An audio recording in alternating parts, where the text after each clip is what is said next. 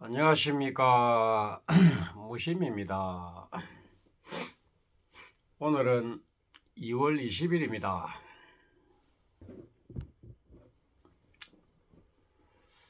날씨가 아침 저녁으로 매우 쌀쌀합니다. 마지막 추위인 것 같은데 오늘 이 시간에는 어제 그 오후에 사시불공 해난 영상을 많이 시청을 하셨대요. 저는 그 예보를 하는 영상을 잘 올리지 않는데 전에 몇 개 올려놨다가 내리기도 했는데 우리가 예보를 하는 영상이나 기도하는 영상도 가끔씩 필요합니다. 그래서 우리가 이 불법을 수행하는 데 있어 가지고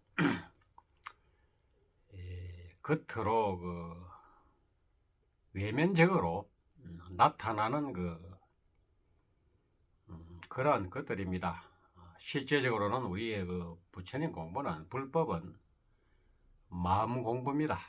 마음 공부. 내가 이 마음이 무엇인가, 생각이 무엇인가,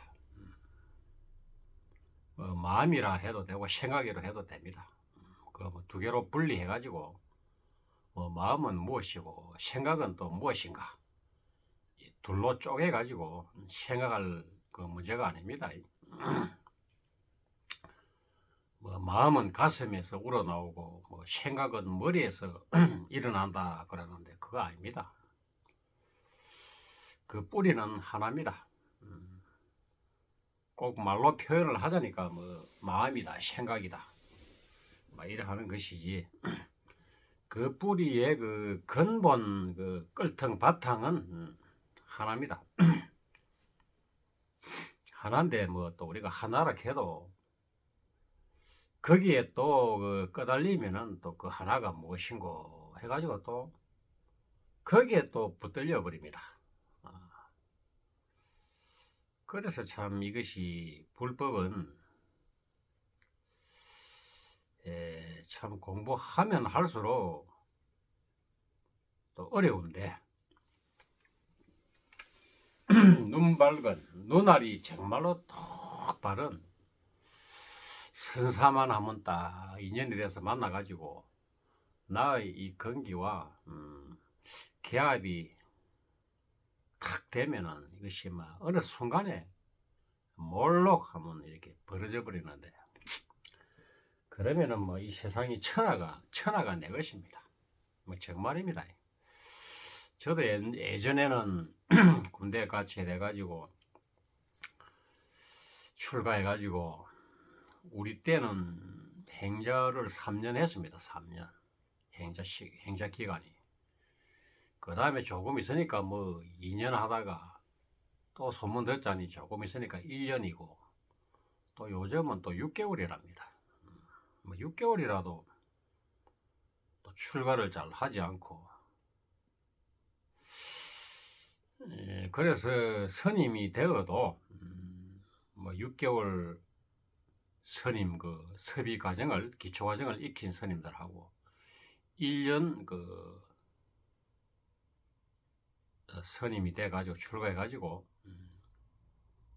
섭이 과정을 익힌 스님들하고 2년 행자 세월을 거쳐서 기초 과정, 섭이 과정을 익힌 스님들하고 이래 제가 살아오면서 스님들의 공부는 놔주고 깨달음의 공부의 깊이는 행동하는 것이나 말하는 것이나 있다 보면은 차이가 아주 많이 나더라고요. 1980년대 초반, 중반, 후반까지는 다 3년까지 행자시험을 했습니다. 우리 조계종에서는.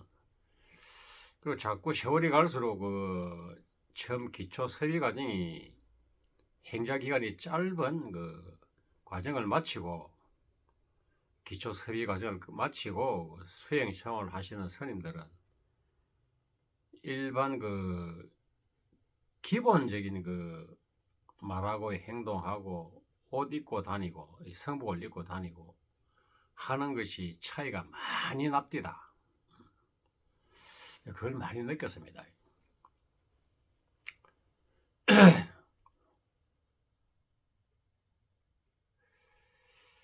그런 것도 중요합니다. 사실은 뭐 내 마음 그 본심, 본성을 딱 깨닫고 나면은 뭐 옷을 입고 말하고 옷 입고 성복을 입고 다니는 거나 그 행동이나 말하는 것이나 옷을 입고 다니는 것이나 뭐 처신하는 것 이런 것들이 이 어디에도 머물지 않고 그의 그 구속이 되지 않습니다. 뭐 행자 생활을 6개월을 했던 최근에 출가해가지고 우리처럼 뭐 3년을 이빠이 해가지고 빡시게 한 80년대, 70년대, 60년대 그때 출가한 스님들이라 깨닫고 나면은 그러한 우리가 뭐 말하고 행동하고 성복을 입고 다니고 처신하는 것 모든 것들에 걸림이 없이 무예자제하게 그렇게 그 삶을 살아가는데 수행 생활을 하는데 그러면서도 그 절도가 있습니다. 막행 막식하지 않고 또 열대 막을 때 다 그 내 마음을 본성을 깨우치고 나면은 절도에 맞다 그 말입니다. 절도. 앉을 때, 설 때, 말할 때, 말하지 않을 때, 뭐 부드럽게 이렇게 그 행을 할 때 아주 서리같이 엄하게 냉혹하게 엄격하게 할 때 이 모든 것이 그 시의 적절하게 그렇게 삶을 살아갑니다.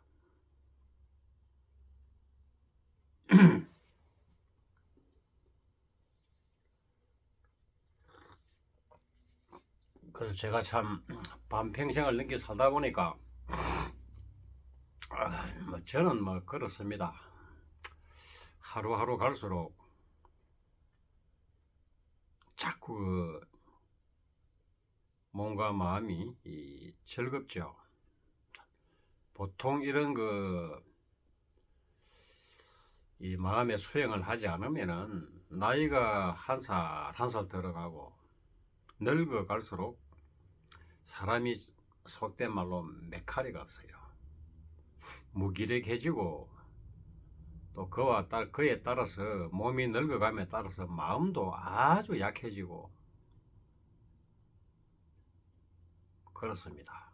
그렇지만 이 마음 수행을 하면은 자꾸 나의 그 마음이 밝아지고 지혜가 생기고 이 세상의 모든 이치를 정말로 참 부처님 손바닥이란 말이 있죠. 그것처럼 환히 꿰뚫어 보고 있기 때문에 무엇에 얽매이고 거기서 갈등하고 고민하고 그러하지 않습니다. 아무리 그래도 늙어가는 것이 뭐가 좋겠습니까? 아무래도 젊은 것이 낫죠. 그런데 참 젊은 것이 좋은데 이 세상 만사는 공평하지가 않는 것 같습니다. 제가 생각하기로. 내가 이런 마음의 경지가 10대, 20대, 30대, 40대까지만 그때까지 한참 때 말이야. 그때 이런 이 마음, 이 수행을 해가지고 지금 이러한 마음 상태까지의 경계가 왔다라면 지금 이렇게 살겠습니까? 지금 이렇게 사는 것도 좋지만은 더욱더 많은 활동을 하면서 이 불법을 널리 펴는 직접적으로 그런 삶을 살았지 않았을까 하는 생각을 해봅니다. 그때는 이런 우리가 법을 펴기 위해서는 스님들이 대중들을 모아놓고 직접 이렇게 법문을 해야 되던 시대였거든. 지금은 자기 마음을 조금 뭐 완전 깨달았던지 어느 정도 조금 완전히 그 깨닫지 못해도 공부의 길만 알고 있어도 이런 스마트폰의 유튜브 방송으로 이런 매체를 통해서 어렴풋이나마 그 우리 불법을 전할 수가 있습니다. 근데 이것이 2011년, 12년 지금부터 약 한 11년, 12년 전까지만 해도 이런 뭐 유튜브라는 이 매체가 없었기 때문에 직접 이렇게 사람들을 절에서 모아놓고 또 사람들 직접 모아가지고 직접적으로 강의하는 법문하는 그러한 그 시대였지 않습니까? 그렇게 생각을 해봅니다.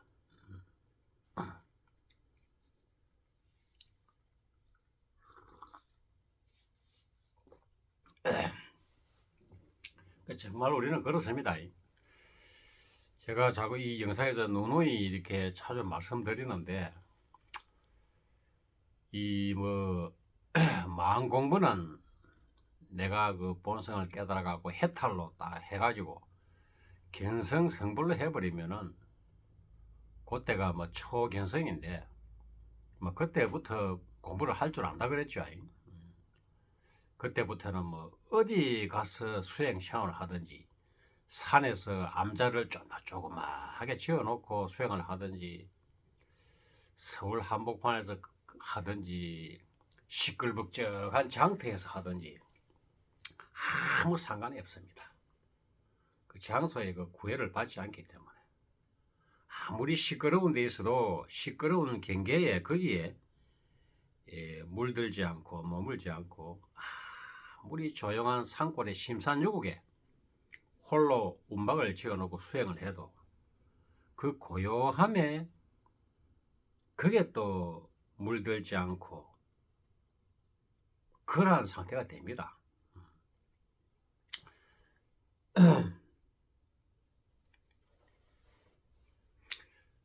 정말로 그 참다운 고요란 시끄러움에도 물들지 않고 고요함에도 물들지 않고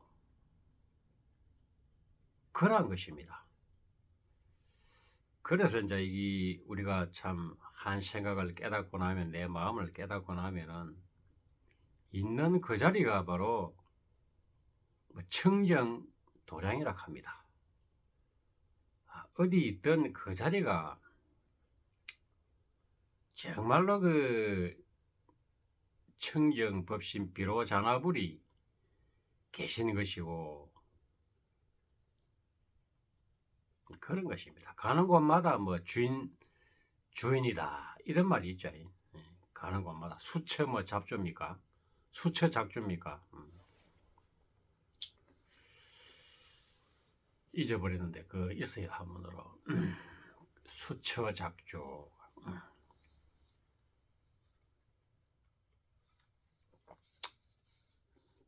그리고 이제 이 수행을 해서 내 마음이 밝아지면은 지혜도 생기고 용기도 생기고 참 있는 듯 없는 듯 살기도 하고 한 번씩 목소리를 크게 내기도 하고 뭐 그 자유자재로 이렇게 삶을 살아갑니다.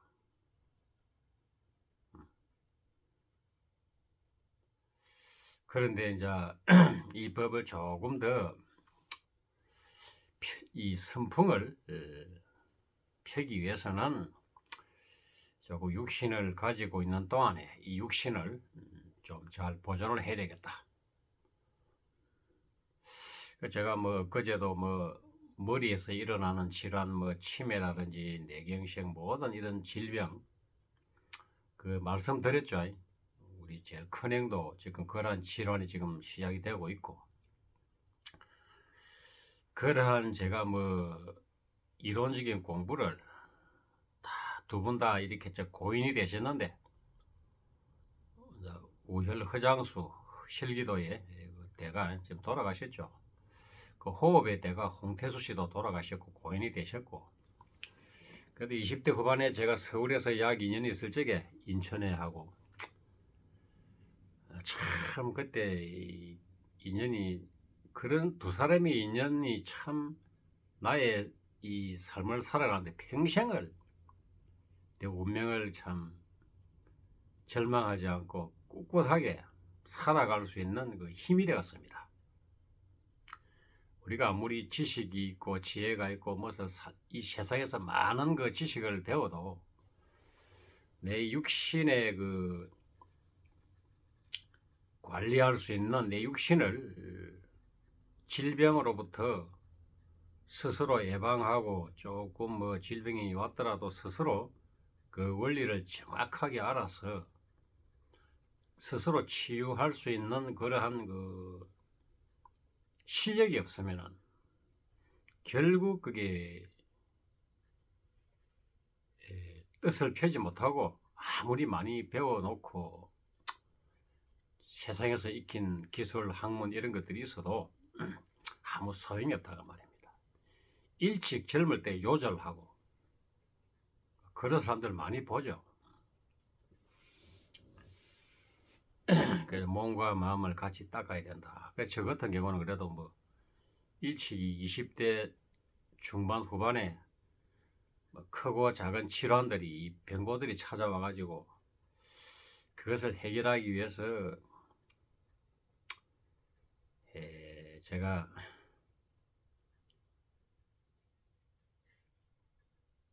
사실 큰 물에서 놀았죠. 큰 물에서. 그래서 옛날에 이런 말이 있습니다. 지금도 뭐 이런 말이 있는가 모르겠는데, 사람은 태어나마 서울로 보내고 이 말은 태어나면은 제주도로 보내라, 이런 말이 있었어요.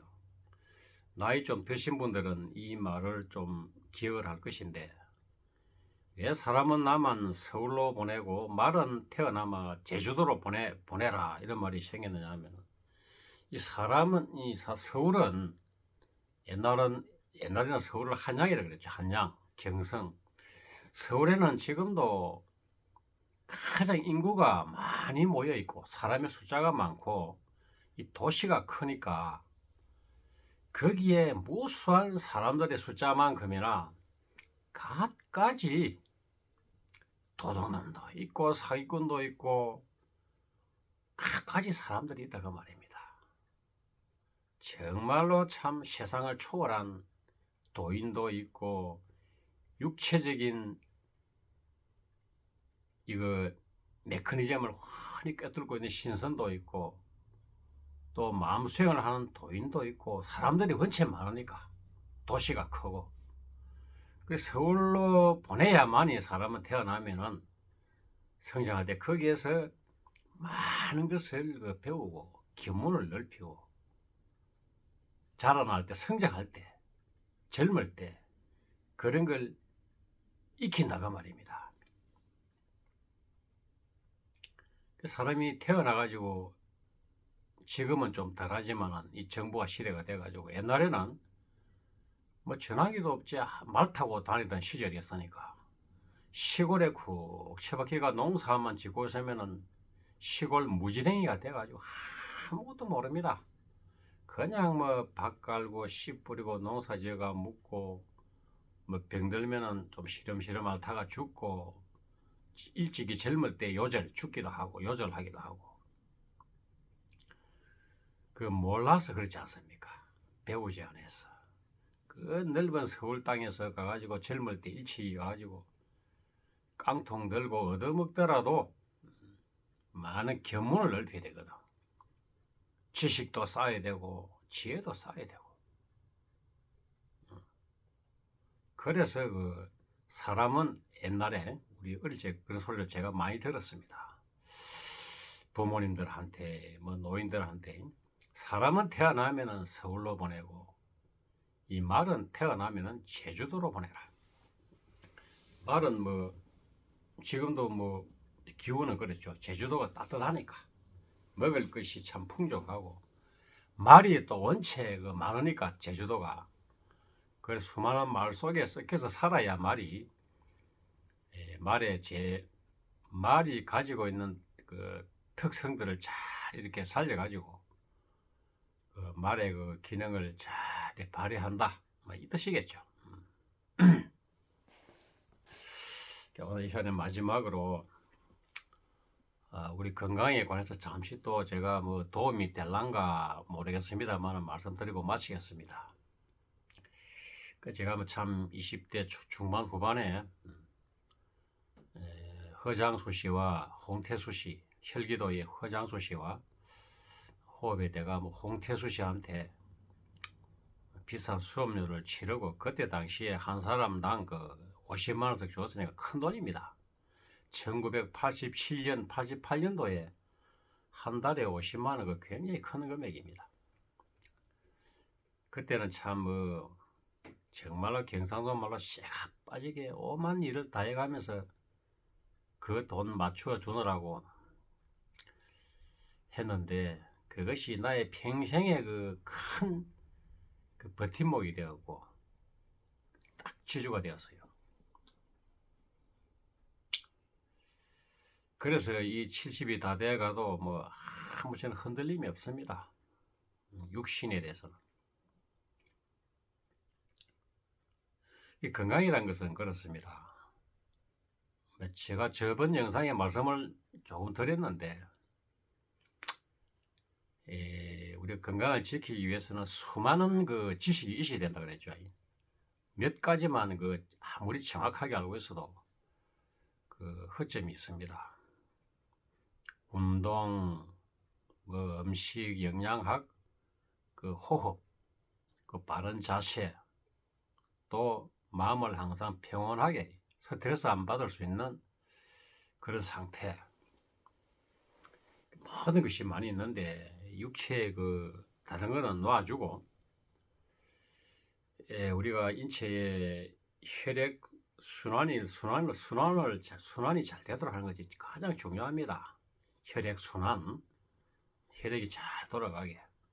그리고 우리 인체 내의 모든 혈관들이 굵고 좁은 데가 없이 다 어릴 때 태어날 때 모세 혈관까지 다 가늘어지지 않고 수축이 되지 않고 그리고 움직여주는 그러한 원리가 혈기도의 원리고 비대칭을 없애주는 것인데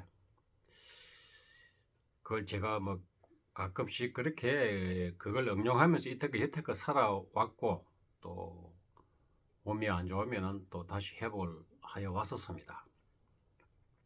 몇 달 전에 제가 음식에 대해서는 크게 영양학에 대해서는 관심을 가지지 않았는데 적당히 먹으면 되지 과식하지 않는 선에서 골고루 먹는 것이 최고다. 특히 먹어서는 안 되는 음식들은 여러분들 많이 아시겠지만 아시죠? 가공육, 가공식품, 인스턴트, 고기를 불에 태워가 먹는 튀김 종류, 기름에 식용유 튀긴 음식들, 아이스크림, 콜라, 탄산음료 이런 것들 많습니다. 그런 것들을 제외하고는 골고루 과식하지 않는 선에서 그 정도만 알고 있었는데 최근에 우리나라 강원도 고성의 오시아드 주식회사 오시아드 전에 한번 말씀드렸는데 박주용 이사님 대표이사님 소금이죠. 우리나라에는 하나밖에 없죠. 미네랄이 가장 많이 있는 소금이 많이 있지만 소금입니다. 일본에는 오키나와에 있는 누치마스 회사 누치마스 소금 소금을 이렇게 우연히 제가 알게 되어 가지고 한번 먹어보니까 지금 몇 달 되었는데 여러 가지 자잘한 질환들이 다 사라져 버리더라고요. 또 못지않게 중요한 것이 우리 인체 내에 있는 모든 염증과 독소를 다 배출시켜 버리고 혈액을 또 맑게 하고 끈적거림이 없게 하고 혈액순환에 굉장한 도움을 주는 것이 소금의 역할이더라고. 그래서 소금이라도 참 여러 가지 종류가 많은데 이야기를 하려고 하면 참 깁니다. 소금 얘기는 긴데 소금이라도 짠맛이 염화나트륨, 나트륨이 소금의 가장 기본인데 거기서 더욱 더 업그레이드 시켜가지고 우리 육신에 도움을 줄 수 있는 소금은 소금의 그 성분의 미네랄이 살아있는 미네랄 그것이 종류가 많습니다. 한 80종, 90종 되는데 그것이 바다에 전부 다 함축이 되어 있는데 그 바다에 함축되어 있는 그 미네랄 성분을 조금도 버리지 않고 그대로 가져와서 살려낸 소금이 우리나라에는 주식회사 오시아드 노고입니다. 그 회사의 MQ 눈소금이고 일본의 누치마스 소금이고 세계에서 딱 두 가지입니다. 그 나머지 우리가 많이 알고 있죠. 소금의 종류가 한 10가지 될 것입니다. 천일염, 자염, 죽염, 용용소금, 암염, 프랑스 게랑드 소금, 핑크 솔트가 소금 아닙니까? 굉장히 많아요. 그런 것들도 다 도움이 됩니다만 미네랄 성분이 많이 그대로 있고 아주 그 제조 과정에서 다 미네랄을 버린 거 그 차이입니다. 그것을 제가 경험을 분명히 했습니다. 그런 미네랄 성분이 없이 염분만 많이 섭취하면은 또 부작용이 올 수가 있죠. 부작용이. 물론 염분을 섭취하면은 끈끈하고 끌쭉해지는 그 혈액을 확 풀어가지고 맑게 하는 그 작용은 있는데 그것이 과하면은 또 나트륨을 빼내려고 하면은 또 칼륨이 있어야 같이 붙어가 다니기 때문에 빼내고 그런 것이 복잡한 것이 있어요. 그래서 오늘 이 시간에는 이렇게 건강을 유지하는 데는 최근에 제가 육체에 관한 모든 지식이 많이 있었는데도 새로 알게 된 것이 이 음식이나 소금을 먹음으로 해서 더욱더 혈액을 잘 운영할 수 있는 혈액이 맑아지고 깨끗해지고 혈액순환이 잘 되게 할 수 있는 역할을 하는 것이 소금이더라. 그것을 통해서 여러 가지 한두 가지가 아닙니다. 예전에는 그전에는 계속 양치를 할 때는 소금을 계속 쓰고 있었습니다. 그래서 소금을 소금물로 짭게 가지고 양치를 하는 것이 아니고 소금을 바로 칫솔에 탁 묻혀갖고 그대로 닦는 것입니다. 소금물을 아주 작게 해가지고 양치를 해도 되지만은 저는 소금을 화장실에 갖다 놔놓고 반찬통에다가 많이 담아놓고 죽염이나 구운 꽃소금이나 아무거나 씁니다. 양치할 때는 그 칫솔에 듬뿍 묻혀갖고 닦습니다. 그럼 닦으면 개운해요. 아시겠지만은 이빨이 아파서 잇몸에 염증이 생기는 분들은 소금 양치 하루만 해버리면 염증 싹 없어져 버립니다. 이 소금이라는 것이 정말로 빛과 소금이라. 없어서는 안 되는 것이 햇빛과 소금이라. 빛과 소금이 되어라 이런 말도 있죠. 예수님이 빛과 소금이 되어라. 소금이라는 것이 살균, 소독, 응고된 것을 풀고 우리가 겨울에 응달에 햇빛이 안 드는데 눈이 오거나 얼음이 얼어놓으면 잘 안 녹죠. 응달에. 그러면 우리가 관공서에서 염화칼슘을 뿌리죠. 그러면은 비탈지고 눈이 오고 얼어가 있는데 확 녹아버리죠. 염화칼슘을 뿌리면은.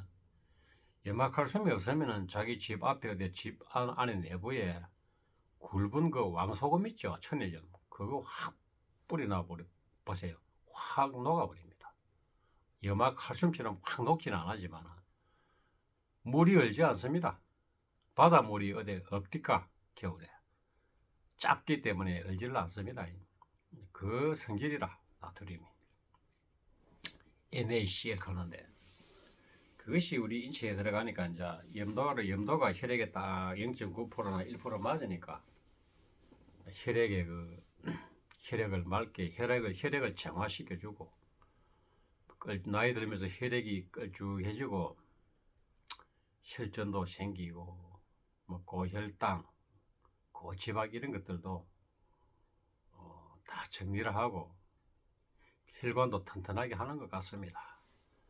그래 하니까 아주 도움이 되더라고요. 이렇게 아침에 여러 가지로 제가 말씀을 드렸습니다.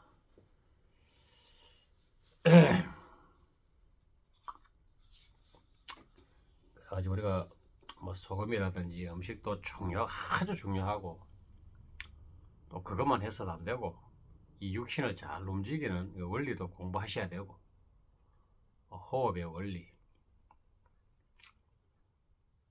여러 가지 알아야 됩니다. 그거 하나하나 나이 들었다고 해서 내가 지금 언제 공부하겠나 그런 생각을 가지지 말고 내일 죽더라도 자꾸 뭐 지금이라도 당장이라도 뭐 하나하나 이론적으로 배우고 또 실천을 하고 하시기 바랍니다. 우리가 이런 생각이 있어요. 내가 이 나이에 뭘 배우나 하지만 그 생각하는 자체가 벌써 이미 그 사람은 자기 자신에게 벌써 전 것입니다. 그 인생의 패배자가 된 거죠. 나는 내일 죽어도 오늘 사과 나무 한 그루를 심겠다 이런 속담인가 명언인가 있어요. 나는 내일 죽더라도 오늘 할 일을 하겠다 이 소리입니다. 그게 아마 도인이 한 소리 같아요. 도인이 아니면은 그런 마음이 들지 않을 것인데 사람이 내일이 아니고 한 달 후에 1년 후에 사형 선고를 받든지 병원에서 큰 진단을 받아가지고 무슨 암이든지 걸려가고 아이고 당신의 여명은 남은 생은 앞으로 길어야 3개월 6개월이다 1년이다 하면은 사람들은 그만 포기해보고 아무것도 하기 싫어요. 내가 좀 이따가 죽을 끼인데 말라고 할 끼고 생각하거든. 그러나 나는 내일 죽어도 지금 내가 할 일을 하겠다. 나무 한 그루를 심겠다. 그런 진짜 마음이 들어가지고 말을 할 수 있는 사람은 진짜 도인이겠죠. 생사가 본래 없는 이 마음 공부를 해가지고 진짜 생사가 진짜 없구나. 태어나고 죽는 이것이 우리 생각이지. 그걸 깨닫지 못하면 그렇게 그러한 마음이 생기고 말을 할 수가 있겠습니까?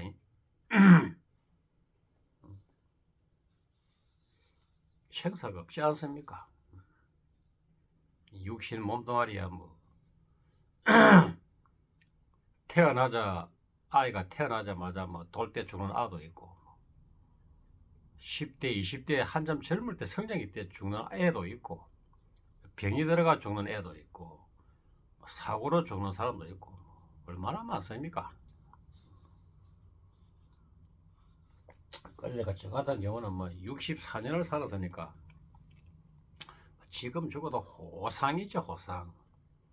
옛날에 60까지 환갑만 살아도 환갑잔치 했는데 얼마나 참 잘 살았습니까? 고생은 많이 했지만 그렇습니다. 그러니까 우리가 60이 넘어가면은 돈 자꾸 모으려고 하지 마세요. 돈 자꾸 모으려고 하지 말고 돈이 없는 사람이야 벌어가면서 써야 하겠지만 조금이라도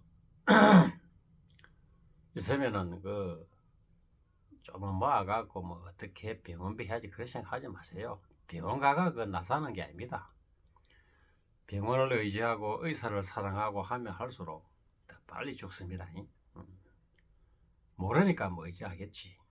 그러니까 자꾸 돈을 모으려고 하고 늙어가면서 돈이 뭐가 필요합니까? 먹는 것도 많이 먹지도 못해요. 나이 들고 병 들어가면은 먹어도 소화도 잘 안 되고 이빨도 신찮고 그렇죠. 근데 무슨 돈이 왜 돈을 자꾸 이래 나이 들수록 안 쓰고 노래인처럼 돈을 자꾸 모으려고 하느냐 하면 혹시나 막 병들면은 뭐 자식들도 그렇고 꼬라지 보니까 그렇고 내가 내 수중에 돈이 있어야 내 발로 병원에 택시 타고 와서 뭐 이 생각하거든. 그게 이제 어리석다는 거야. 젊을 때부터 이러한 참 공부를 안 해놓으니까 자꾸 병원을 찾는 거라. 의사와 약과 주사 이런 데 의지를 해가지고 그것만 살아가는 거야. 그럼 뭐 어쩌겠습니까? 옛날이나 지금이나 다 그렇게 삽니다. 그 운동만 해도 되는 게 아니고 뭐든 골고루 알아야 됩니다.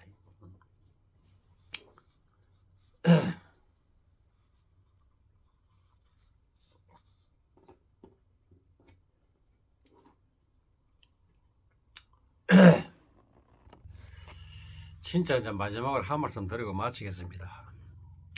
우리나라가 지금 이 참 위기 상황인데 제가 서울에 사는 어떤 보살님이 전화가 왔었어요. 약 1시간 통화를 했는데 며칠 된 것 같아요. 왜 종교계에 불교계고 뭐 기독교고 뭐 천주교고 종교 단체에 아주 고위직에 리더하는 그 단체의 수장들이 이렇게 적극 이런 위기 상태에서 나서서 목소리를 크게 정광훈 목사처럼 말하지 않느냐 이렇게 제가 물은 것이 아니고 보살님 이야기를 하더라고요. 전부 다 거기 종교계에 기독교고 불교고 천주교고 모든 것이 좌편향이 되어 있는 것 같다. 또 그리고 한편으로 무서워서 나서면은 잡혀갈까 싶어서 그래서 나서지 못하는 걸로 알고 있습니다. 이렇게 이야기를 하더라고 보살님이. 그 보살님 서울에 있으니까 뭐 고향은 대구라고 하더라고. 대구 고향은 태어난 데는 일찍 어릴 때 뭐 서울 가서 살아놓으니까 그걸 서울 사람이나 마찬가지죠.